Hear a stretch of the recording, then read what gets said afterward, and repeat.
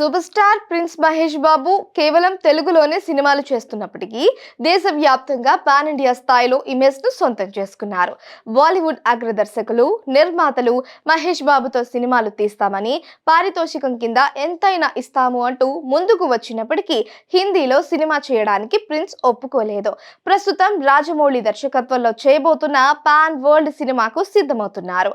దీనికోసం ఇప్పటికే జర్మనీ వెళ్లి శిక్షణ తీసుకున్నారు. తెలుగు సినీ పరిశ్రమ దిశను మార్చిన దర్శకుల్లో రామ్ గోపాల్ వర్మ ఒకరు. ఆయన తన తొలి చిత్రం శివతో పరిశ్రమపై చెరిగిపోని ముద్ర వేశారు.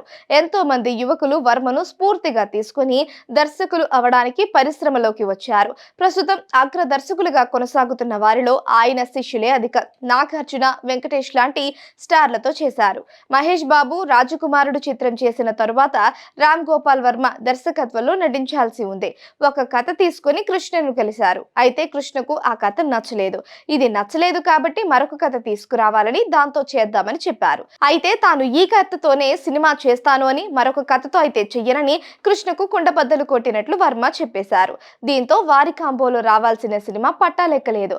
ఆయన శిష్యులు పూరి జగన్నాథ్ దర్శకత్వంలో మాత్రం పోకిరి, బిజినెస్ మ్యాన్, కృష్ణవంశీతో మురారి, గుణశేఖర్ తో ఒక్కడు, అర్జున్, సైనికుడు చిత్రాలు చేశారు. ఈ ప్రస్తావన వచ్చిన ప్రతిసారి వీరిద్దరి కాంబోలో సినిమా వస్తే బాగుండేదని ఎంతో మంది అభిప్రాయపడేవారు. అనుకోవడానికి అన్ని కాంబినేషన్స్ చాలా బాగుంటాయి, కానీ అవి పట్టాలెక్కవు. అలాంటి వాటిలో వర్మ, మహేష్ బాబు కాంబినేషన్ కూడా ఒకటి. ప్రస్తుతం తెలుగులో స్టార్ హీరోగా ప్రిన్స్ కొనసాగుతున్నారు.